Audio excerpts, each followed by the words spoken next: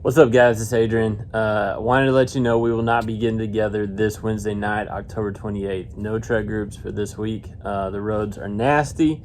Once the sun goes down, if it ever comes out, once it goes down, they'll get even nastier. So we're not going to be getting out on the roads. No trek groups this week. We will be meeting next week. We'll talk about that here in just a minute.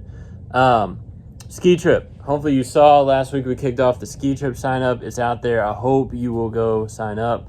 So all of our high schoolers, former college kids, adults, we want you to come skiing with us. We're going to try again this year. Cross our fingers. Go to Purgatory. Ski up there. If you have skied before, definitely come join us. If you haven't skied before, please come join us. Even if you don't like to ski, Colorado is awesome. It's gorgeous. We all need some time in the mountains. So I hope you'll come join us. It's the first weekend of spring break. We leave on Saturday, ski Sunday, Monday, come back on Tuesday. Devotionals at night, eat good food, have a blast. So talk to your parents, sign up for that. And then next week, so the first Wednesday of the month, we've been all meeting together up at the church building. We will do that again in November. So, believe it or not, next week is November. So, Wednesday, November 4th, we'll all be up at church, 6:30 to 8. As usual, wear your mask. We'll have some games. But then also this week, or for the first Wednesday in November, we're going to have some worship and some prayer and then some ice cream. So, if you have been living under a rock, you may not know, but next week is the election. And I think we all need some worship, some prayer, and some ice cream. So that's what we're going to do next Wednesday after the election. We'll gather together, remind ourselves that King Jesus is still on the throne, and pray, and then eat some awesome ice cream. So I know, real quick, not very many in the youth group are able to vote, but just because we can't vote doesn't mean we don't care. And I know there's a lot of us that, even though we're not voting, we care a lot about the election.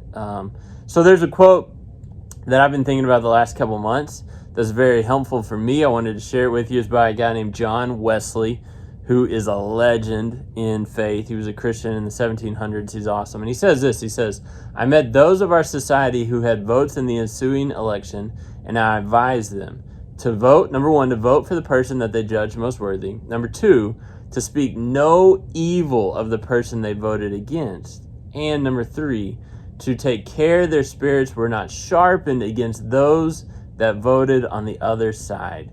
He wrote that in 1774, and it is still, I think, super true, and we need to hear that today. Vote for who you think most worthy. Do not speak evil of those that voted against that person, and take care to not become hardened or frustrated or embittered or angry or mean towards those who see it differently than you. And it reminded me of what Paul says in Philippians 2, "Do everything without complaining or arguing, so that you may become blameless and pure children of God, without fault in a crooked and depraved generation, in which you shine like stars in the universe." Let's shine like stars in the universe this week. Not be about complaining or arguing or being mean towards those who don't see the world the way that we see them, but to love first. Love you guys. We will see you next Wednesday for prayer, worship, and ice cream. Sign up for ski trip. See y'all.